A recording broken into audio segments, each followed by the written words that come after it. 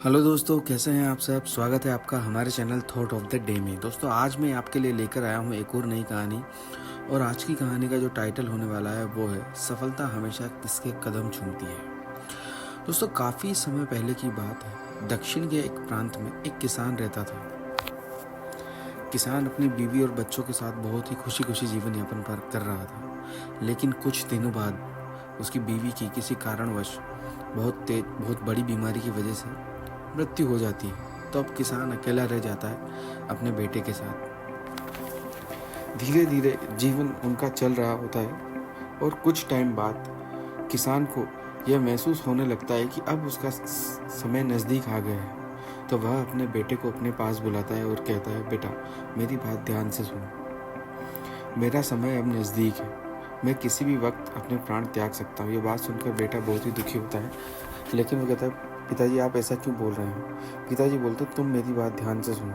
अपने जीवन में तुम्हें जो भी कुछ सीखना है और जिसे भी गुरु बनाना है वह चींटी ही होगी। तुम्हें हमेशा चींटी को ही अपना गुरु बनाना है और जो भी सीखना है वह सिर्फ चींटी से ही सीखना है। इतना कहते कहते ही उसके पिता के प्राण निकल जाते हैं। वह बालक बहुत रोता है और बहुत रोने के बाद वह निश्चय कर लेता है कि वह अपने पिता की बात का पूरी जिंदगी पालन करेगा। वह अपने पिता का दाह संस्कार करता है और पूरे 12 दिन करने के बाद वह अपने लक्ष्य पर आगे निकल जाता है और वह अपने पिता की बात को याद करता है। वह चींटी को ही गुरु बनाता है। वह देखता है कि एक जगह पर कुछ चींटियां जा रही होती हैं। तो वह उन चींटियों से कहता है कि चींटी जी, आप ही मेरे गुरु हैं। आप मुझे बताएं मुझे क्या करना चाहिए। लेकिन दोस्तों, हम सभी जानते हैं कि चींटियां कभी बोलती नहीं हैं। तो वह फिर से बोलता है, चींटी जी आप ही मेरे गुरु हैं। आप मुझे बताएं कि मुझे क्या करना है। लेकिन वह कुछ नहीं सुनती है और अपना काम करती रहती है। चींटियां लाइन से कतार में एक जगह से दूसरी जगह जा रही होती हैं और कुछ चीज़ें यानी कि कुछ दाने एक जगह से दूसरी जगह ले जा रही होती हैं। उन्हें देखकर वह बालक समझ जाता है कि उसे मेहनत करनी होगी और वहाँ से चला जाता है। पूरे दिन वह इस बात को दिमाग में रखता है और सोचता रहता है कि मुझे मेहनत करनी है। लेकिन उसे यह समझ में नहीं आता कि मेहनत तो करनी है, लेकिन करना क्या है। तो फिर से वह जाकर बैठ जाता है उसी जगह जहाँ चींटियाँ आ रही होती और फिर से चींटियों से बोलता है, चींटी जी आप मुझे बताएं मुझे क्या करना है। आप ही मेरी गुरु हैं। जो आप कहेंगे मैं बिल्कुल वैसा ही करूँगा। चींटियाँ इस बार भी नहीं बोलती, लेकिन वह बैठकर उन्हें देखने लगता है। देखते देखते वह देखती कि चींटियां एक गेहूं के दाने को एक जगह से दूसरे जगह पर लेकर जा रही हैं। उसी गेहूं के दाने को देखते हुए उस बालक के मन में एक ख्याल आता है कि मुझे लगता है कि मुझे खेती करनी चाहिए। तो वह बालक जाता है खेत में, अपने पिताजी का हल उठाता है और अपने बैलों के साथ खेत में चला जाता है, जहाँ पर वह खेत को पूरे तरीके से हाँकता है, उसमें गेहूँ लगाता है और फसल बोता है। लेकिन फसल बहुत अच्छी नहीं होती।